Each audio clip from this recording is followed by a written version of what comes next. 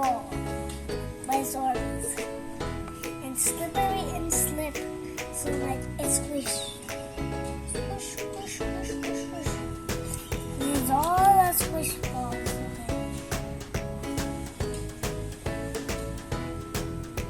They have the different colors. Yes, but I don't know this what color is. It's weird, but it's same color as our hand. Skin color? No, it's the transparent. What's a transparent? Transparent. A transparent is something weird color.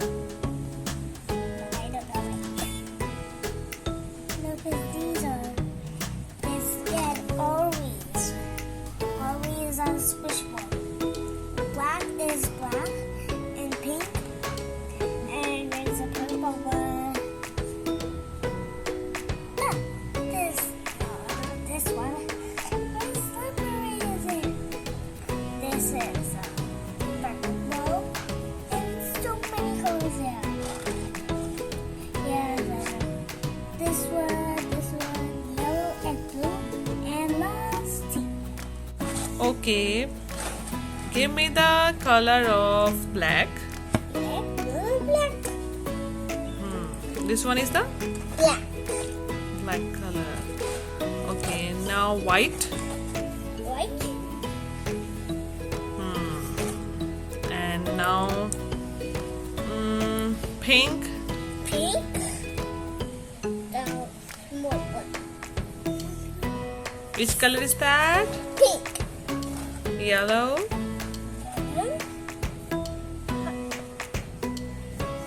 Where is the yellow color? Just find out.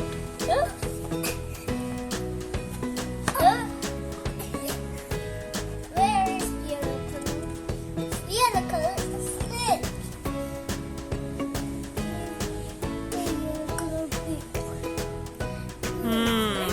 Very good, Isa. Very good.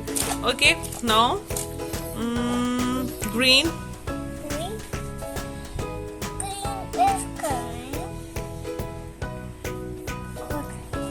Where is the green color? Just find out. Just find out. Yes, this one is the green color. Where is the blue? Blue is color. Yes. Very good. These are so many armies. Yes. Look at these are. Oh my god, that's broke. Rod is broken. It's squishy. Squishy ball. I'll tell you all the colors. This one. I want black color. Hey, I will tell you all these colors.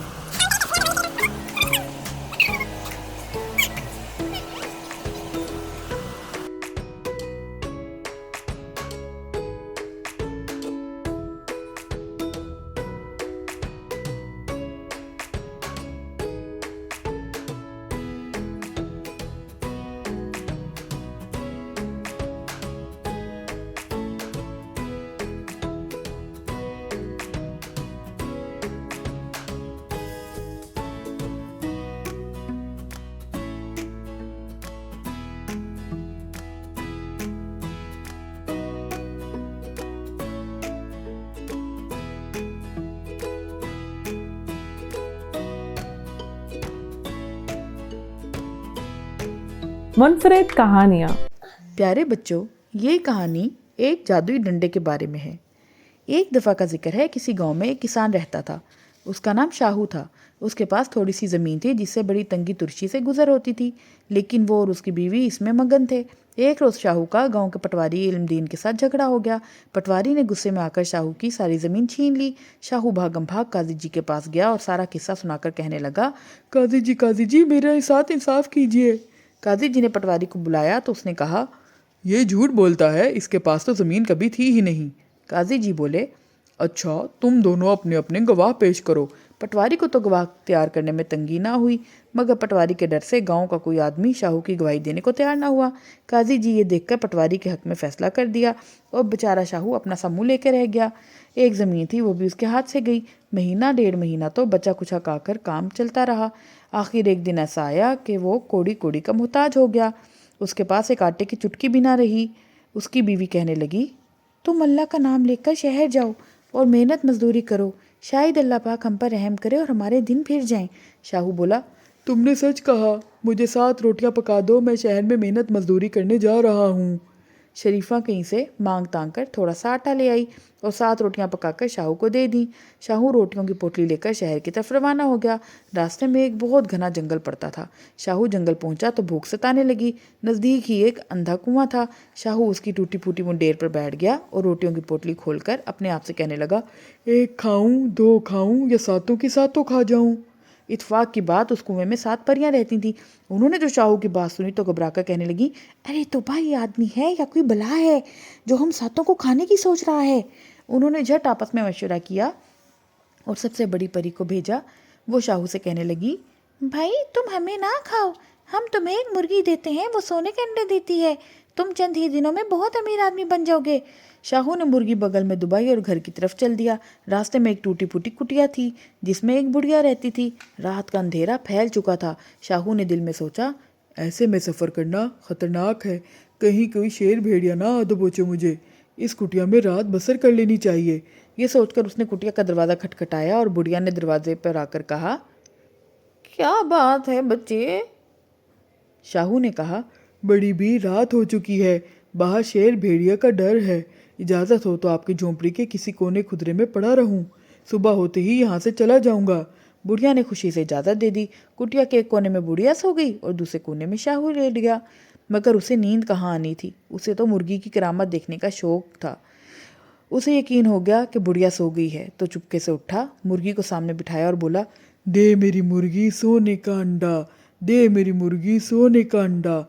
अभी लफ्ज़ पूरी तरह मुंह से बिना निकले थे कि टिक टिक टिक मुर्गी ने सोने के 3 अंडे दे दिए। शाहू की खुशी का तो कोई ठिकाना ना था। जल्दी से बोला, बस बस। फिर अंडों को पोटली में बांधा और मीठी नींद सो गया। बुढ़िया सोई नहीं थी। वो आधी आधी आंखें खोल के ये सारा तमाशा देख रही थी। जब शाहू खर्राटे लेने लगा तो बुढ़िया उठी, शाहू की मुर्गी को अपने डरमे में बंद किया और उसकी जगह अपनी मुर्गी रखकर मज़े से सो गई। अगले दिन शाहू सुबह सुबह उठा और भागम भाग घर गया। जाकर अपनी बीवी से कहने लगा, मैं ऐसी चीज़ लाया हूँ, हमरा तो रात अमीर हो जाएंगे। यकीन ना हो तो दरवाज़ा बंद करो और अपनी आंखों से सारा तमाशा देखो। बीवी दरवाज़ा बंद करके शाहू के पास आ बैठी। शाहू ने मुर्गी को थपका और बोला, दे मेरी मुर्गी सोने का अंडा, दे मेरी मुर्गी सोने का अंडा। अब वो कोई परियों की मुर्गी तो थी नहीं जो सोने का अंडा देती। जब अंडा वंडा ना मिला तो शाहू की बीवी उससे लड़ने लगी। वो आग बगोला हो गई और कहने लगी, तुम्हें कौन सोने का अंडा देने लगा? तुम्हारे नसीब में तो पीतल भी नहीं है। खुदा जाने क्या बला उठा लाए हो। मैं तुम्हारी बातों में आने वाली नहीं हूँ, तुम बहुत धोखेबाज हो। शाहू तिल मिला उठा और कहने लगा, अब की आया तो कुछ लेकर ही आऊँगा, वरना जीते जी तुम्हें अपना मुंह नहीं दिखाऊंगा। ये कहकर भागम भाग उसी परियों वाले कुएं के पास गया और जाकर वही बात दोहरानी शुरू कर दी, 1 खाऊं, 2 खाऊं या 7 की 7 खा जाऊं। बूढ़ी परी ये सुनकर बाहर आई और बोली, क्यों मियाँ, तुम्हारा पेट अल्लाह मियाँ का दोजख है क्या जो भरने में नहीं आता? शाहू बिगड़ कर बोला, वाह जी वाह, उल्टा चोर कोतवाल को डांटे, एक बेकार सी मुर्गी देकर बड़ा एहसान किया मेरे ऊपर तुम लोगों ने। कोई काम की चीज़ दो तो बात बने। बूढ़ी परी बहुत सियानी थी, पूछने लगी, तुम जब यहाँ से गए थे तो रास्ते में कहीं ठहरे भी थे? शाहू ने कहा, हाँ, एक बुढ़िया की कुटिया में रात बसर करने के लिए ठहर गया था। परी दिल में कहने लगी, कोई चालाक और बेईमान शख्स इस बेचारे के साथ धोखा कर गया है। परी बोली, सुनो मियाँ, वो बुढ़िया चोर और बेईमान है, उसने तुम्हारी मुर्गी उड़ा ली है। मैं तुम्हें जादू का एक डंडा देती हूँ, इसे लेकर बुढ़िया के घर जाना और कहना, चल मेरे डंडे। बस बुढ़िया के तो बेभाव की पड़ेंगी, उसे यहाँ नानी याद आ जाएंगी और वह तुम्हारी मुर्गी तुम्हें दे देगी। शाहू डंडा लेकर बुढ़िया की झोंपड़ी में पहुंचा और कहने लगा, चल मेरे डंडे, चल मेरे डंडे। और डंडा तड़ तड़ातड़ बुढ़िया की खोपड़ी पर पड़ने लगा। बुढ़िया लगी चीखने। शाहू ने कहा, लाओ मेरी मुर्गी, लाओ मेरी मुर्गी, जल्दी वापस करो। बुढ़िया ने फौरन मुर्गी उसे दे दी। शाहू मुर्गी और डंडा लेकर घर पहुंचा और बीवी को उनकी करामात दिखाई। अब तो मियाँ बीवी के दिन फिर गए। उनका घर सोने चांदी से भर गया और वो दुनिया के सबसे ज़्यादा अमीर आदमी बन गए। कुछ दिनों बाद शाहू ने ऐसा शानदार महल बनवाया कि बादशाह का महल भी उसके सामने झोंपड़ा मालूम होता था। महल में सैकड़ों नौकर चाकर काम करते थे। होते होते बात बादशाह तक पहुंची। उसने अपने वजीर से कहा, शाहू को फौरन दरबार में हाजिर किया जाए। शाही पहरेदार जब बादशाह का पैगाम लिखकर शाहू के घर गए तो आगे से शाहू ने कहा, पहले हुजूर मेरे घर तशरीफ़ लाएं। बादशाह को गुस्सा तो बहुत आया, लेकिन वज़ीर के समझाने बुझाने पर राज़ी हो गया और कहला भेजा कि आज से तीसरे दिन हम तुम्हारे घर आएंगे। तीसरे दिन शाहू ने महल के सामने बड़े मैदान में कनातें लगवाईं, शामियाने लगवाए और फिर बादशाह का इंतज़ार करने लगा। जब बादशाह अपने लाओ लश्कर के साथ आया तो शाहू ने उसका इस तरह इस्तकबाल किया जैसे एक बादशाह दूसरे बादशाह का करता है। ये बात बादशाह को बहुत जहर लगी मगर जब्त कर गया। कुछ देर इधर उधर की बातें होती रहीं। फिर शाहू बादशाह से इजाज़त लेकर उठा और नौकरों को खाना चुनने का हुक्म दिया। अभी नौकरों ने दस्तरखान बिछाए ही थे कि अंदर से काबों पर काबे और प्लेटों पर प्लेटें आना शुरू हो गईं। पुलाव, जर्दा, मतंजन, नान, शामी कबाब, मुर्ग, कोई नेमत ऐसी नहीं थी जो दस्तरखान पे ना हो। बादशाह फट पड़ा और गुस्से से उसने अपने वज़ीर को हुक्म दिया, शाही पहरेदारों को बुलाया जाए और इसकी गर्दन उड़वा दी जाए। अब तो बादशाह गुस्से से लाल भभूका हुआ था। वज़ीर बोला, देखें तो इस किसान के बच्चे की जुर्रत, घर बुलाकर हमारी बेइज्जती कर रहा है। इतने में बादशाह के सिपाही आए और शाहू के साथ जंग करने के लिए तैयार हो गए। शाहू ने डंडा उठाया और बोला, चल मेरे डंडे, चल मेरे डंडे। डंडे ने चुटकियों में सारे सिपाहियों को मार मार के भगा दिया। इतने में एक बादशाह का सिपाही आया और बादशाह को इतला दी, हुजूर हुजूर, पड़ोसी मुल्क की फौजों ने हमला कर दिया है हमारी सरहदों पर। बादशाह के हाथ पांव फूल गए कि अब क्या करूं। शाहू ने भी ये बात सुन ली तो बादशाह से कहने लगा, बादशाह सलामत, ये मेरा और आपका नहीं, मेरा और मेरे वतन का मामला है। मैं इस डंडे की मदद से अपने मुल्क को बचा सकता हूँ। उसने अपना डंडा बगल में दबाया और घोड़े पर सवार होकर सरहद की तरफ चल दिया। दुश्मन की फौज सरहद में दाखिल हो गई थी और शहर की तरफ बढ़ रही थी। शाहू ने अपने डंडे से कहा, चल मेरे डंडे, चल मेरे डंडे। और डंडे ने वो पटाई की कि सारे के सारे दुश्मन भाग गए। इस तरह से शाहू ने अपने मुल्क को बचा लिया। कि मेंटल और फिजिकल हेल्थ। आज हम बात करेंगे कि आखिर मेरा बच्चा क्यों बिगड़ गया। मेरा बच्चा जो है वो मेरी बात नहीं सुनता। मेरा बच्चा जो है वो बहुत अच्छा था, लेकिन अचानक से पता नहीं क्या हुआ कि वो उसका बिहेवियर जो है वो चेंज हो गया है और अब वो अच्छा बच्चा नहीं रहा बल्कि वो एक बिगड़ा हुआ बच्चा बन गया है। उसके बिहेवियर में सडनली बहुत सारी चेंजिंग आ गई है और वो अर्ली एज नहीं बल्कि पहले स्टार्टिंग में अर्ली एज में से लेकर आगे तक बहुत अच्छा था। टीन एज में बिगड़ गया या फिर टीन एज के बाद बिगड़ गया या फिर क्या हुआ, अर्ली ही जो है वो बच्चा जो है वो इतना जो आपको तंग करता है, वो बात नहीं सुनता, वो बिगड़ गया। इसकी रीजंस क्या है, आज हम उसके ऊपर बात करते हैं। देखिए, सबसे पहले आता है कि आप अपने बच्चे को ना, जो छोटे बच्चों की हम लोग बात करते हैं, जो छोटे बच्चे होते हैं अंडर 7 ईयर्स, आप लोग क्या करते हैं कि जो मैं कह रही हूँ वही करो, जैसा मैं कहती हूँ वैसा करो। बच्चे को बहुत सी फील करवाना और बहुत ज़्यादा उसको इस ऊपर हर चीज़ को ना, ऐसे नहीं ऐसे करो, ऐसे नहीं ऐसे करो, तुमने ऐसे क्यों किया है, ऐसे नहीं करना था, उसको रोक टोक करना, बहुत ज़्यादा उसको रोक टोक करना, उसको मारपीट करना, उसके ऊपर जो है पाबंदियाँ लगाना। इस तरह बच्चों को फील हो रहा था कि जैसे मुझे हर चीज़ से रोका जा रहा है, मेरे पे पाबंदियाँ लगाई जा रही हैं। बच्चे को मारपीट करना, उसके ऊपर गुस्सा उतारना, और होता ये कि अक्सर फैमिलीज़ में जो होता है कन्फ्लिक्ट होते हैं और जो उसके आपस में मसले मसाइल जो आपके आ रहे होते हैं, उसका अक्सर माएँ क्या करती हैं, बच्चों पे गुस्सा उतार रही होती हैं। बच्चे के ऊपर चीखना, बच्चे के ऊपर चिल्लाना, तो क्या होता है कि बच्चे का उसका बहुत ज़्यादा अफेक्ट होता है। अक्सर देखा गया है कि वो बच्चे ज़्यादा चीख रहे होते हैं, चला रहे होते हैं, जिनकी माएँ जो होती हैं ना, वो गुस्से में उन पर चिल्लाती हैं। अब जब माएँ बहुत ज़्यादा गुस्से में चिल्लाती हैं कि नहीं ऐसे नहीं करो, ये तुमने क्या कर दिया, और मतलब बच्चे से कोई भी चीज़ की गलती हो गई तो आप उस पर चीखना चिल्लाना शुरू कर देती हैं। तो बच्चा जो होता है उसको फील होता है, उसको उसकी भी जो होती है ना एक सेल्फ रिस्पेक्ट होती है। अगर गलती हो गई है तो आपका जो बिहेवियर है वो काम डाउन होना चाहिए। आप उस पर चीखने चिल्लाने की बजाय उसको समझा दें। इससे क्या होता है कि बच्चा जो है ना वो गलती करके माफ़ करना सीखता है, क्योंकि जब आप उसके ऊपर ही उसको सिखाते कि नहीं तुमने ऐसा क्यों कर दिया, तुमने ये क्यों किया, तो क्या होता है कि जो बच्चा होता है ना वो भी फ्यूचर में जाकर ऐसा ही हो जाता है कि अगर किसी से गलती हो गई है तो वो क्या करता है, उसको माफ़ नहीं करेगा, क्योंकि बचपन में उसकी गलती को नज़रअंदाज नहीं किया गया। तो बच्चे की पर्सनैलिटी का हिस्सा बन जाती है ये चीज़। उसके अलावा अक्सर आपने देखा होगा कि एक्स्ट्रा पैम्पर करने की वजह से भी बच्चे की बेजा लाड प्यार करना। छोटा था तो उसकी हर बात पूरी की, जो चाहिए उसको दिया, वो जो जिस बात की ज़िद करता था वो उसकी हर बात पूरी की। और उसके बाद क्या हो गया, उसको ज़िद पूरा करना छोड़ दी। जब थोड़ा बड़ा हुआ, भाई पहले तो छोटा था तो हर बात पूरी कर दिया करते थे, अब कैसे पूरी करें, अब तो इसको सीखना चाहिए ना रूल्स। जब आपने उसको शुरू में ही अच्छे तरीके से रूल्स और चीज़ें की नहीं सिखाई तो आप बाद में उससे एक्सपेक्टेशन कैसे लगा सकते हैं कि वो जो है वो भी फिर ऐसे ही करे। उसको तो आदत पड़ गई ना कि जो उसने मांगा उसको दे दिया, जो उसको चाहिए आपने फटाफट उसको प्रोवाइड कर दिया कि हाँ ये लो ये लो। तो बच्चा जो तो उसको आदत पड़ जाती है, फिर उसके बाद उसका जो बिहेवियर है सडन आप लोग कहते हैं चेंज हो गया।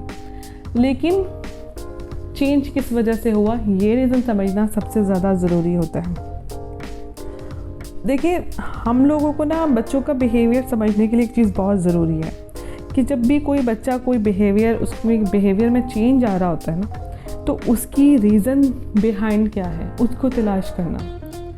बेसिकली रीज़न क्या है, मेरे बच्चे के बिहेवियर सडनली चेंज क्यों हो गया, या मेरे बच्चे के बिहेवियर में चेंजिंग क्यों आ रही है, इसके रीज़न क्या है, उसको तलाश करें आप लोग कि कहीं आपसे कोई गलती तो नहीं हो रही है, आपने कोई ऐसी चीज़ की है जिसकी वजह से आपका बच्चा जो है उसको इग्नोरेंस फील हो गई, या फिर उसको ऐसा हुआ कि नहीं उसके जो वो चीज़ उसके बिहेवियर का हिस्सा बन गई और फिर उसका बिहेवियर जो चेंज हो जाता है।